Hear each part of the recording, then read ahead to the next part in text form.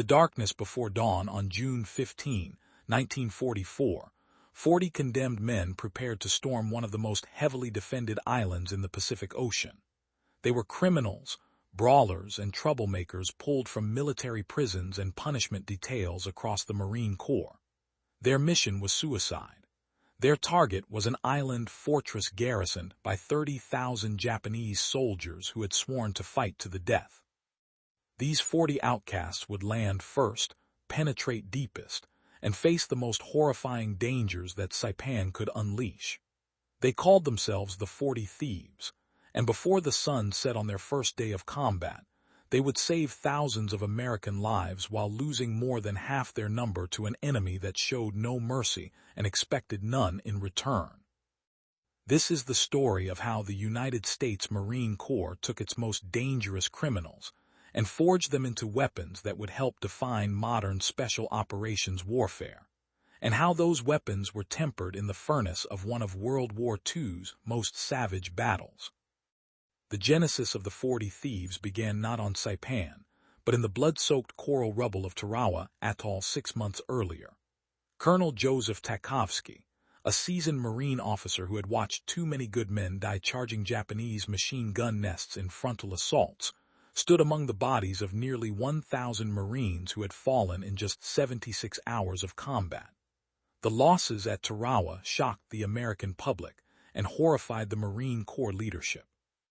Nearly 1 in every 6 Marines who landed on Batio Island became a casualty.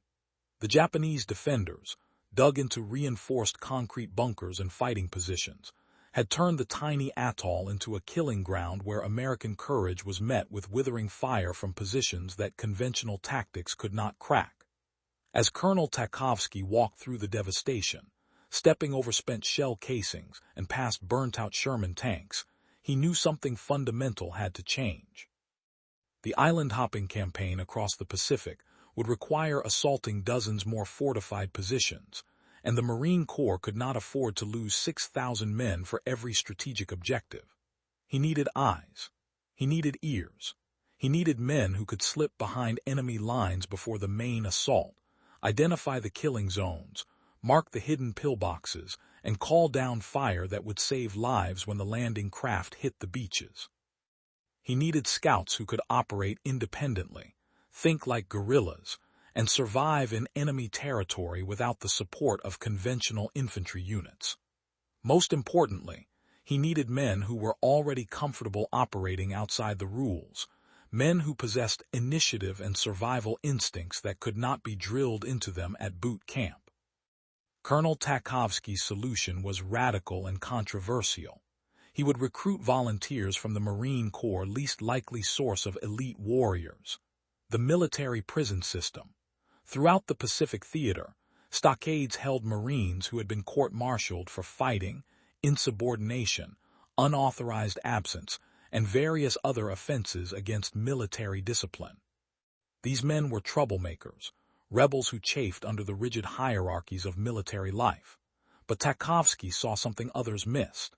These were men who possessed initiative, who made their own decisions even when those decisions violated regulations, who survived by their wits and their fists. They were already skilled at moving unseen through restricted areas, at operating without supervision, at thinking tactically about how to achieve objectives that official channels denied them.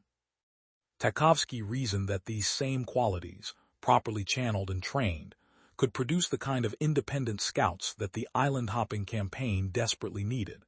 He requested permission from his commanding officer, Colonel Alan Shapley of the 2nd Marine Division, to form an experimental reconnaissance platoon. Shapley, himself a veteran who understood that conventional tactics were failing against Japanese defensive tactics, approved the unorthodox plan. Tachsky then assigned his younger cousin, 1st Lieutenant Frank Tachsky, to command the new unit and gave him carte blanche to recruit from any source within the division, including the stockades. Lieutenant Frank Tachsky was 24 years old and already a combat veteran when he received his orders to create what would become the most elite reconnaissance unit in the Pacific Theater. He was a lean, hard man with sharp features and eyes that missed nothing. He had fought at Guadalcanal and survived Tarawa, and those experiences had taught him that war in the Pacific demanded different skills than the European theater. In Europe, armies maneuvered across open terrain with clear front lines and defined objectives. In the Pacific, combat meant fighting an enemy who would hide in caves for weeks, who would infiltrate American lines at night, who would charge to certain death rather than surrender, and who had fortified every strategic island into a labyrinth of tunnels, bunkers, and hidden firing positions. Lieutenant Tachsky understood that defeating such an enemy required more than firepower and discipline. It required cunning, stealth, and the ability to think like the enemy.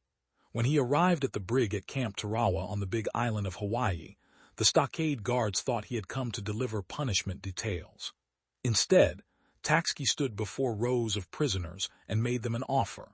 He needed volunteers for a reconnaissance platoon that would operate behind enemy lines, with minimal support, facing odds that would terrify conventional infantry. The work would be dangerous, probably fatal, and certainly beyond anything they had experienced. In exchange, all disciplinary charges would be dropped, and they would receive the finest training the Marine Corps could provide. Moreover, they would be free from the petty tyrannies of conventional military life. No spit and polish, no parade ground drills, no meaningless regulations, just training, combat, and the chance to prove they were more than criminals. The response exceeded Tachsky's expectations. Nearly 100 Marines volunteered within the first week. Tachsky interviewed each one personally, looking for specific qualities. He did not want psychopaths or sadists. He wanted men who had broken rules because they possessed too much initiative, too much independence, too much raw intelligence to fit comfortably within the rigid structures of military discipline. He wanted men who had survived on the streets before the war, who understood violence as a tool rather than a release, who could think tactically under pressure. He wanted natural leaders who had led prison gangs, natural fighters who had won bare-knuckle brawls, natural scouts who had grown up hunting in rural America. From the 100 volunteers, he selected 40 men. They ranged in age from 18 to 32. Some were farm boys from the Midwest who had punched officers for disrespecting them. Others were city kids from New York, Chicago, and Los Angeles who had run afoul of military police in bar fights and black market schemes. A few were career criminals who had joined the Marines to escape civilian prison sentences. One was a former Golden Gloves boxer who had been court-martialed for beating a sergeant unconscious. Another was a backwoods hunter from Kentucky who had been imprisoned for shooting wild boar on a general's private hunting reserve. They were thieves, brawlers, gamblers, and rebels, and Lieutenant Tachsky looked at them and saw exactly what he needed. The training program at Camp Tarawa was unlike anything the Marine Corps had attempted before. Tachsky threw out the standard reconnaissance manual and built a curriculum based on guerrilla warfare, covert operations, and survival skills. The 40 thieves learned to move through jungle terrain without disturbing vegetation, placing each foot carefully to avoid snapping twigs or rustling leaves.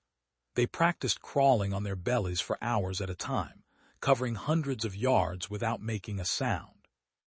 They learned to read terrain like a language, identifying natural avenues of approach, defensible positions, and likely enemy strongpoints from topographical maps.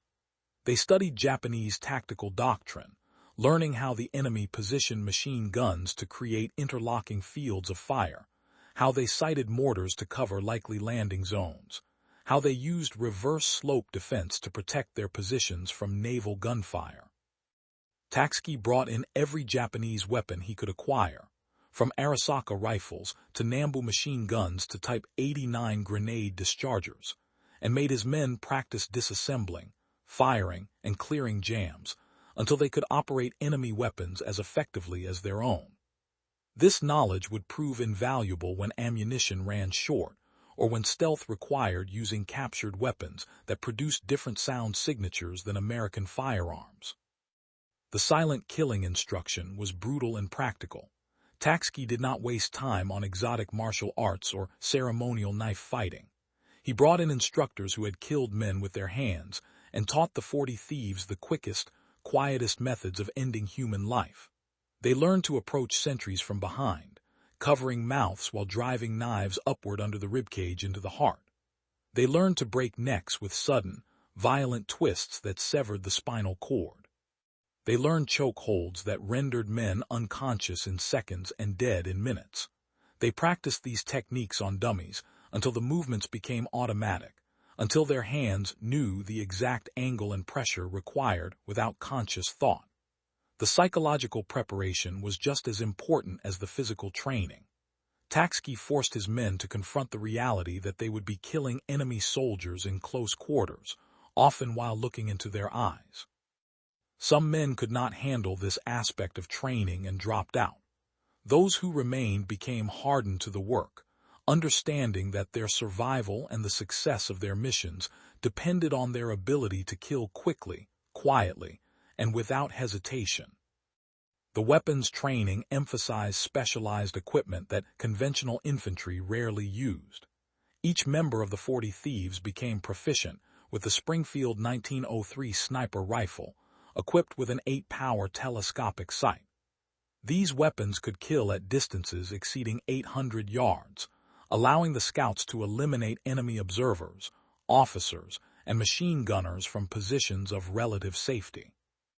They also trained extensively with the bazooka, the rocket-propelled anti-tank weapon that could penetrate the armor of Japanese tanks and destroy reinforced bunkers. Tachsky insisted that every man in the platoon could operate every weapon, ensuring redundancy if casualties mounted. They learned to coordinate artillery fire, using maps and compass bearings to call in naval gunfire and field artillery with precision. They practiced radio procedure until they could transmit target coordinates under stress, while wounded, or while evading enemy patrols. The radios they carried were heavy, temperamental, and absolutely essential. Without communications, the scouts would be useless, unable to relay the intelligence they gathered back to divisional headquarters. The final phase of training focused on navigation and escape and evasion. The 40 Thieves learned to navigate by stars, by sun position, by the growth patterns of moss on trees, and by reading terrain features. They memorized techniques for evading tracker dogs, for moving through water to break scent trails, for constructing improvised camouflage from natural materials. They practiced breaking contact with pursuing forces, using ambush tactics to slow pursuers while the main body escaped. Tachsky drove them relentlessly, pushing training exercises into the night, denying them food and water to simulate combat conditions, and forcing them to operate under extreme stress. Men collapsed from exhaustion. Some developed stress fractures from the constant movement with heavy equipment. A few quit, returning to the stockade rather than endure more training. But those who remained bonded into a unit that trusted each other absolutely. They developed their own language of hand signals for silent communication. They learned to recognize each other's silhouettes in darkness, to identify each other by breathing patterns, to coordinate complex movements without speaking. They became more than a platoon. They became a pack of predators trained to hunt the most dangerous game on Earth. By late May 1944, the 40 Thieves were ready. They had transformed from military prisoners into one of the most elite reconnaissance units in the United States Armed Forces. They looked different from conventional Marines. They wore camouflage uniforms dyed in irregular patterns rather than standard Marine Corps green. They carried an eclectic mix of weapons chosen for specific purposes rather than standard-issue firearms. Many carried Thompson submachine guns for close-quarters combat, Ka-Bar knives for silent killing, and personal sidearms ranging from Colt 1911 pistols to captured Japanese Nambu revolvers. They moved differently, with the fluid, economical movements of predators rather than the rigid bearing of parade ground Marines. They spoke differently, using the rough language of the street rather than military formalities. Most importantly, they thought differently. Conventional Marines followed orders and doctrine. The 40 Thieves assessed situations, made independent decisions, and adapted tactics to circumstances. This flexibility, This ability to think and act without constant supervision was exactly what Colonel Tachsky had envisioned when he conceived the unit. As the 40 thieves boarded the transport ships that would carry them to Saipan, they carried with them not just weapons and equipment but a new philosophy of warfare that would influence special operations doctrine for generations to come. Saipan was a crucial objective in the American island-hopping campaign toward the Japanese home islands. The island measured just 14 miles long and 5 miles wide, but its strategic value was immense. Japanese airfields on Saipan could strike at American shipping lanes and support installations throughout the Central Pacific. More importantly, if American forces could capture Saipan, they could construct airfields within B-29 superfortress range of the Japanese home islands, bringing the war directly to the enemy's industrial centers and civilian population. The Japanese understood Saipan's importance just as clearly as the Americans. The island garrison numbered more than 30,000 men, including 25,000 army troops and 5,000 naval infantry. Lieutenant General Yoshitsugu Sato commanded the ground forces, while Vice Admiral Chuichi Nagumo, who had commanded the carrier strike force at Pearl Harbor, directed naval operations. These were not second-rate garrison troops or reluctant conscripts. They were veteran soldiers who had trained for years, who had fortified every defensible position on the island, and who had embraced the Japanese military doctrine of fighting to the death rather than surrendering. The Japanese had turned Saipan into a fortress. They had constructed more than 1,500 concrete pillboxes and bunkers, interconnected by tunnels and trenches. They had positioned artillery to cover every beach where amphibious landings might occur.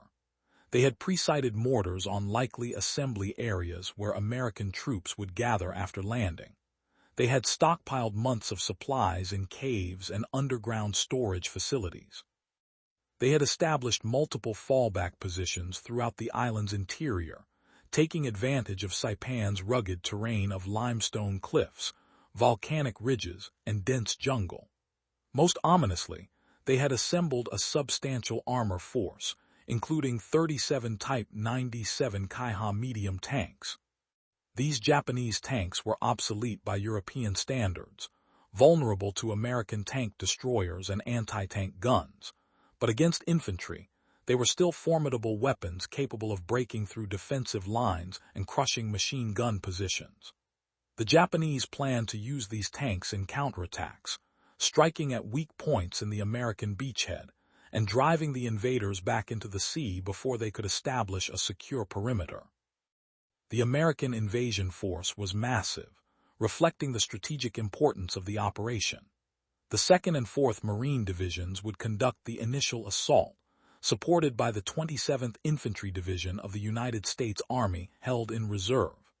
Nearly 75,000 American troops would participate in the operation, backed by naval gunfire from battleships and cruisers and air support from carrier-based aircraft.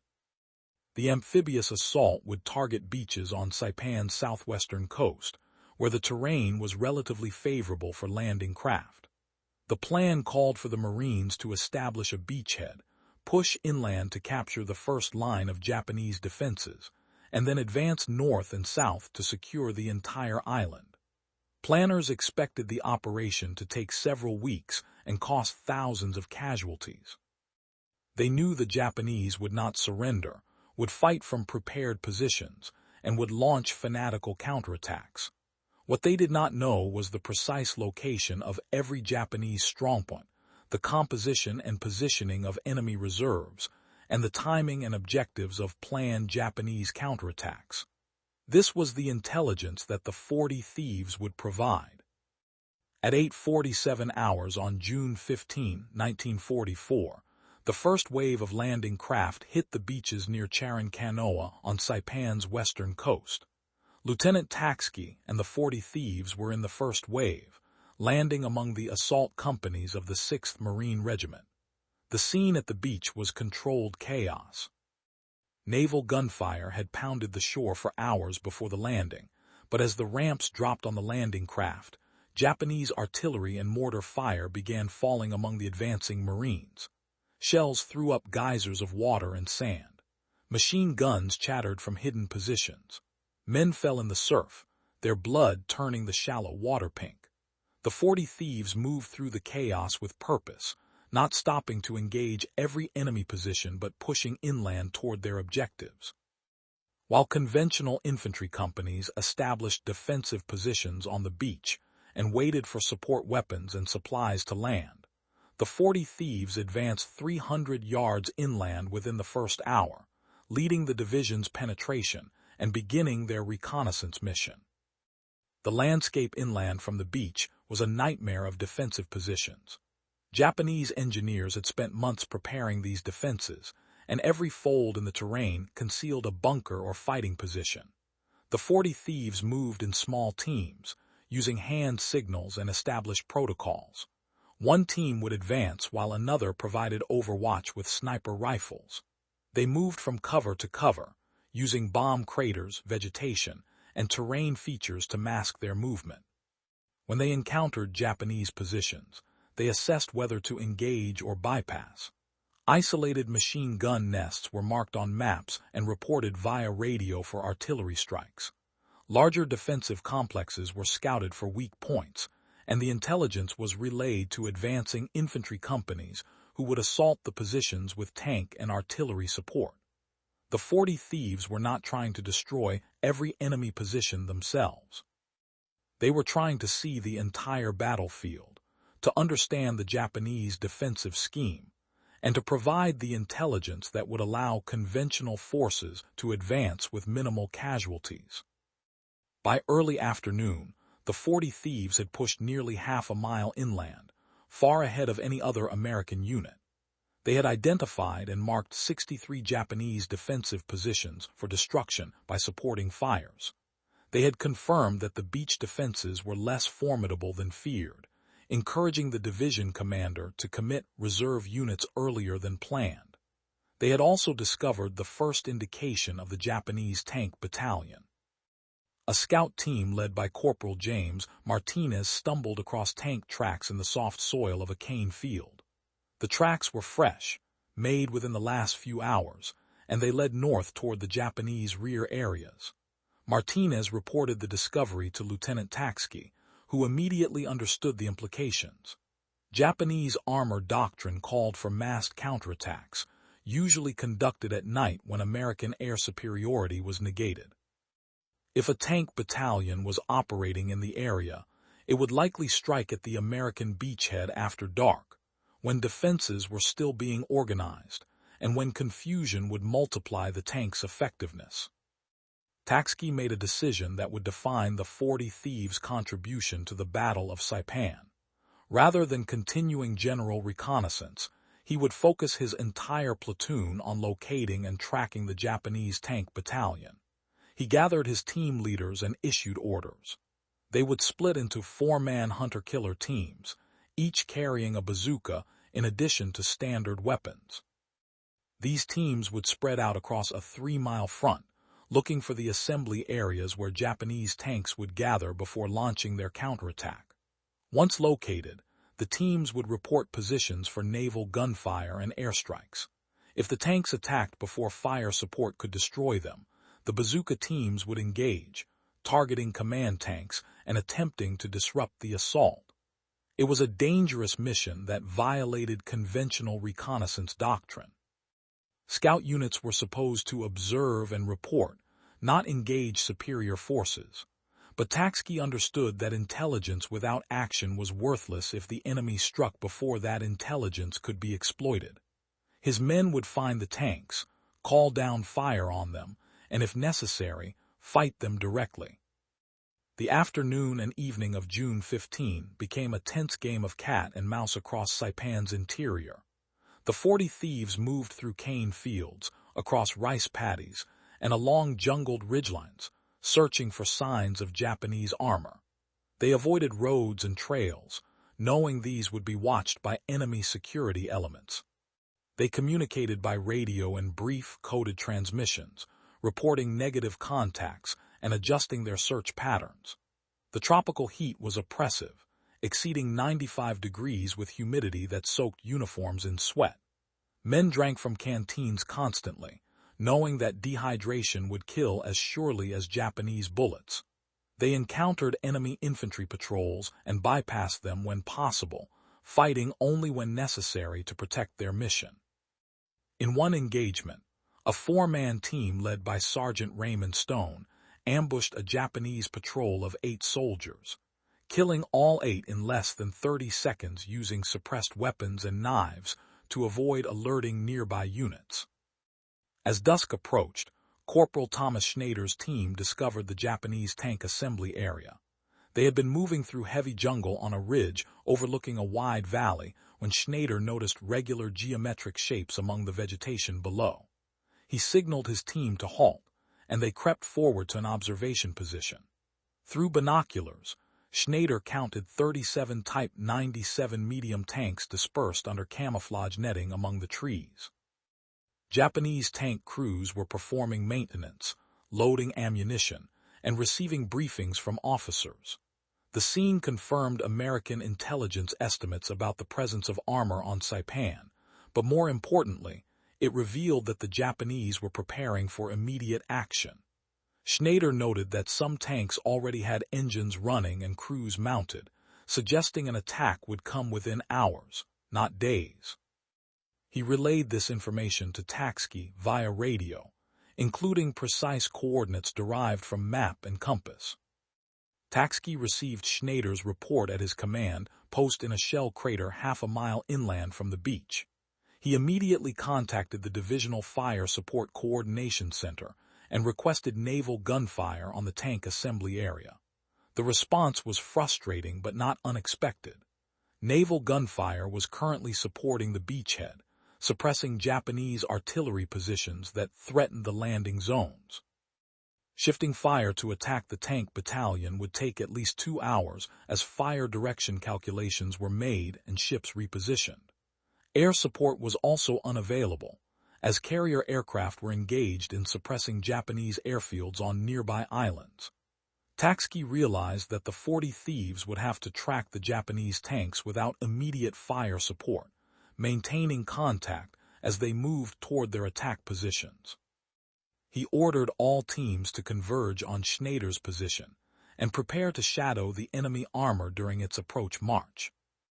The Japanese tank attack began at 3:30 hours on June 16, during the darkest part of the night. The 40 Thieves, positioned along the tank battalion's route of advance, tracked the enemy column through darkness and jungle.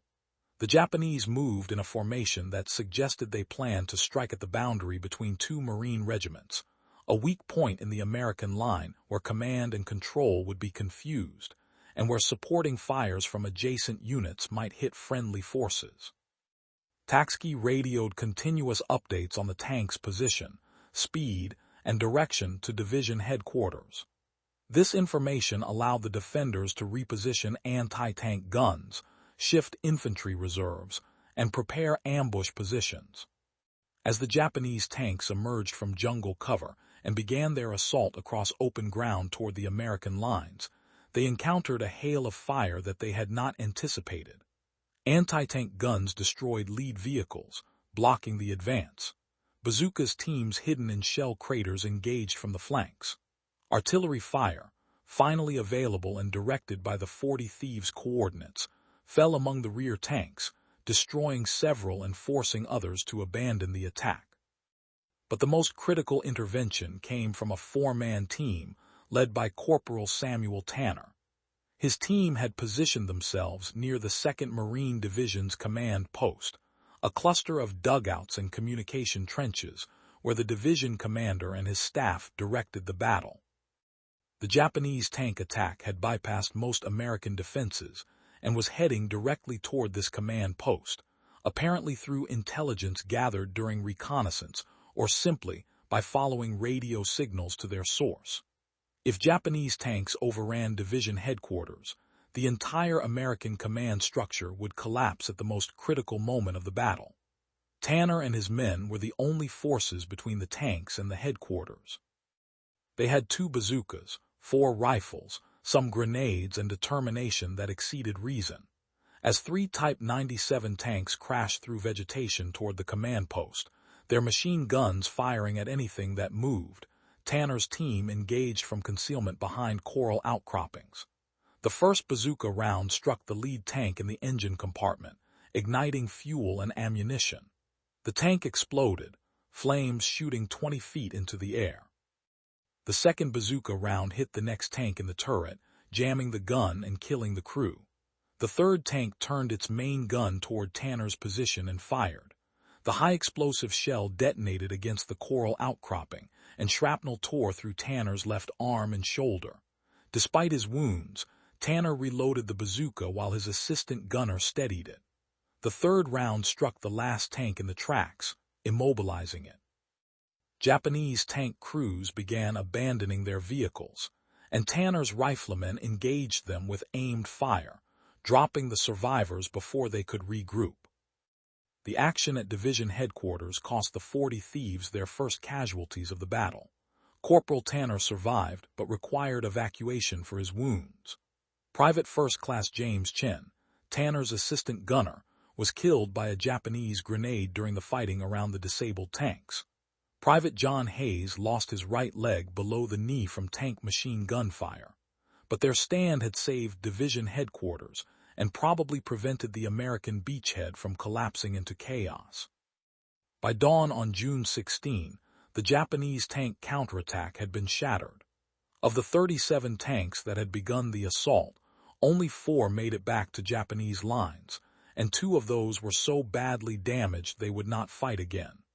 The 40 Thieves' tracking and engagement had been instrumental in this victory, but the cost in casualties was just beginning. Over the following days, the 40 Thieves continued their reconnaissance deep behind Japanese lines. They operated in an environment of constant danger where death could come from any direction. Japanese snipers hidden in trees and caves picked off unwary Marines. Booby traps made from unexploded American ordnance turned simple trails into killing zones. Disease, always present in tropical combat, began taking its toll. Malaria, dysentery, dengue fever, and jungle rot afflicted men, already weakened by exhaustion and inadequate rations. The psychological stress of operating alone, without the support of conventional units, wore on even the toughest men. They watched each other for signs of breakdown, for the 1,000-yard stare that indicated combat fatigue, for the trembling hands that suggested a man had reached his limit. When someone showed these signs, he was quietly moved to less dangerous duties or evacuated if possible, no questions asked and no shame implied. The 40 Thieves mapped over 200 Japanese defensive positions during the first week of the Saipan battle. They identified artillery emplacements, mortar pits, machine gun nests, command posts, supply caches, and troop concentrations. This intelligence allowed American artillery and airstrikes to neutralize enemy positions before infantry had to assault them, saving countless lives. They also provided tactical intelligence during combat, guiding Marine companies around strong points and toward weak points in Japanese lines. On June 19, a team led by Sergeant William Murphy discovered a Japanese field hospital in a cave complex. Rather than attack, Murphy called for a psychological operations team to broadcast surrender appeals in Japanese. Surprisingly, more than 40 wounded Japanese soldiers and medical personnel surrendered, one of the few large-scale surrenders during the entire Saipan campaign. This intelligence coup provided valuable information about Japanese defensive plans and morale. But the successes came with mounting casualties. On June 21, Private First Class Robert Jackson was killed by friendly fire when a Marine artillery barrage landed on coordinates he had just transmitted. The breakdown in communications that caused this tragedy was never fully explained, but it highlighted the constant danger of operating ahead of friendly lines where supporting fires were being delivered. On June 23, Corporal David Foster and his entire 4-man team disappeared during a deep reconnaissance mission into Japanese-held territory in central Saipan. They were never seen again, though Japanese documents captured later suggested they had been ambushed by a superior force and fought to the last man rather than surrendering. On June 25, Sergeant Anthony Martinez was shot through the chest by a Japanese sniper while crossing a ridge line. He survived long enough to be evacuated to a field hospital, but died during surgery from massive blood loss. The most devastating single loss came on June 27 during the infamous WWII, or honorable death charge, launched by the remaining Japanese defenders. More than 3,000 Japanese soldiers, many wounded and armed only with bayonets and grenades, charged American lines in a final suicidal assault. The attack overran several defensive positions and created chaos along a 2-mile front. Lieutenant Tachsky and 12 members of the 40 Thieves were conducting reconnaissance ahead of American lines when the WWII began. They found themselves behind the Japanese assault, cut off from friendly forces. Tachsky led his men in a desperate fighting withdrawal through Japanese-held territory, engaging enemy soldiers from multiple directions. They moved through the night, navigating by stars and compass, fighting when necessary and hiding when possible. By dawn on June 28, only 7 of the 13 men who had started the withdrawal were still alive. Lieutenant Tachsky had been shot twice, once in the thigh and once in the shoulder, but he remained conscious and in command.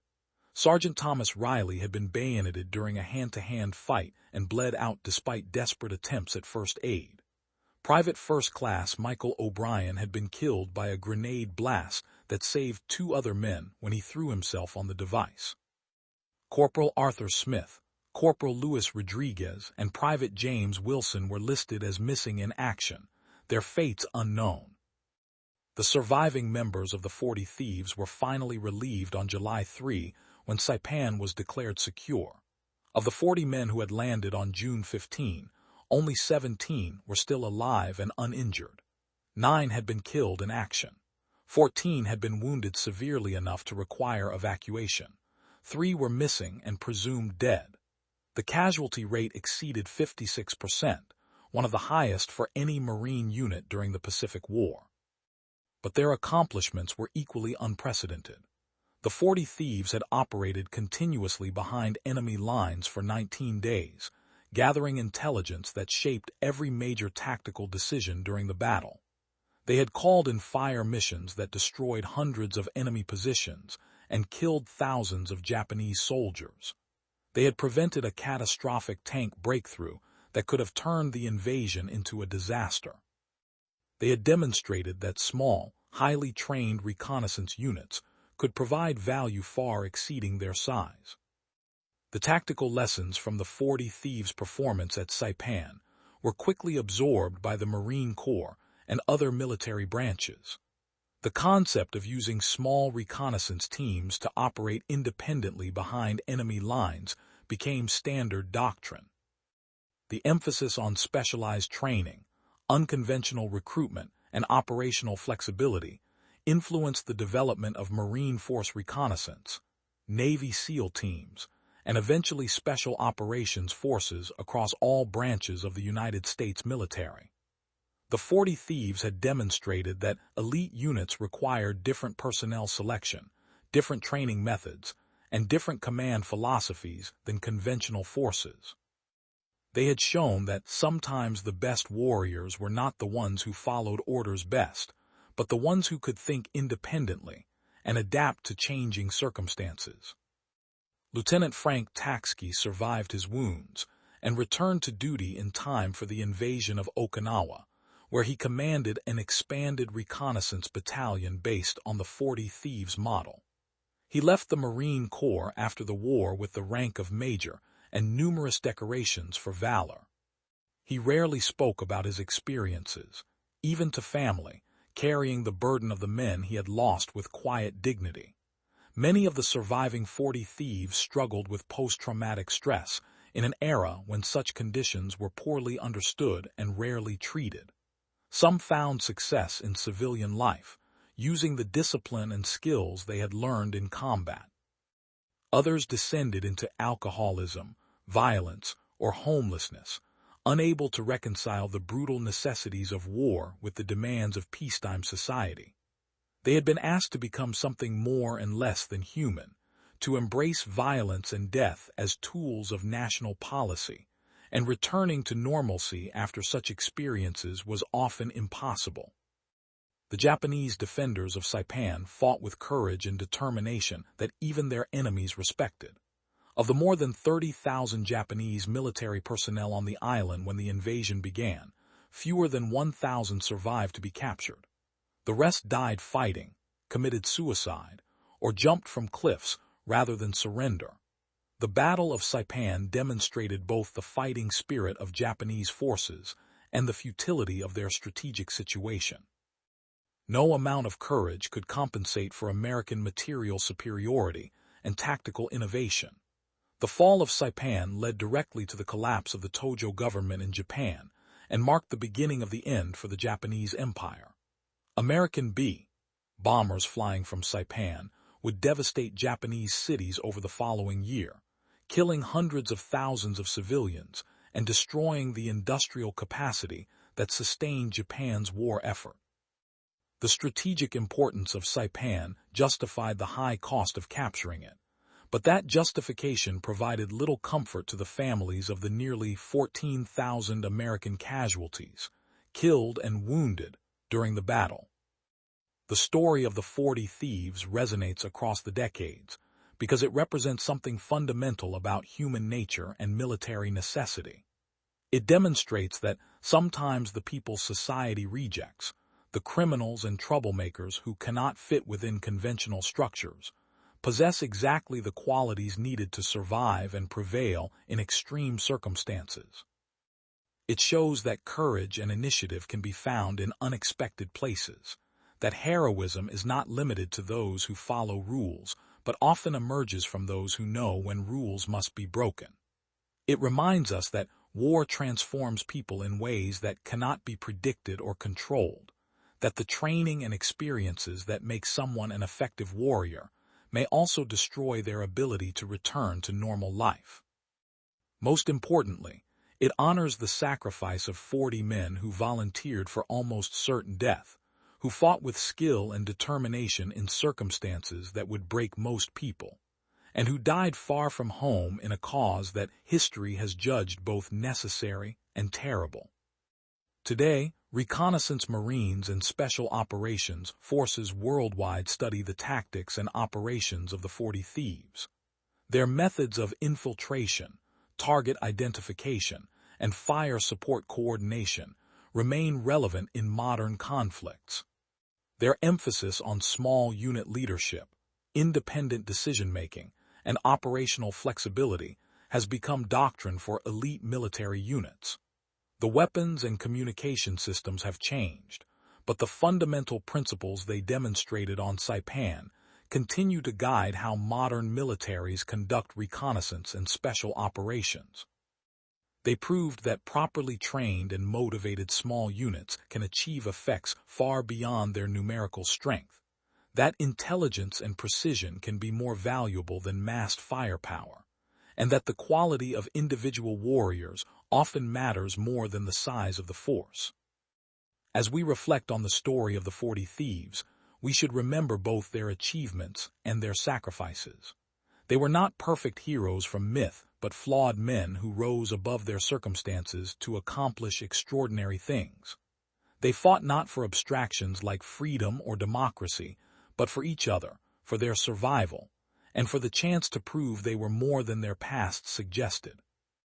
They paid a terrible price for their service, losing more than half their number to death and wounds, carrying physical and psychological scars for the rest of their lives. They deserve to be remembered not just as warriors, but as human beings who faced impossible circumstances with courage, skill, and determination. If you found this story compelling, if you believe these 40 condemned men deserve to be remembered, help keep their memory alive. Subscribe to this channel and share this video with others who appreciate military history and stories of courage under fire. Leave your thoughts in the comments below. What do you think about using military prisoners in elite combat units? Could such a program work in today's military? Most importantly, ask yourself the question that every veteran of the 40 Thieves must have asked themselves for the rest of their lives. Could you have done what they did? Could you have walked into that hell on Saipan, knowing the odds, knowing the danger, knowing that death waited in every shadow and behind every tree? The 40 Thieves could and did, and for that, they deserve our eternal respect and remembrance.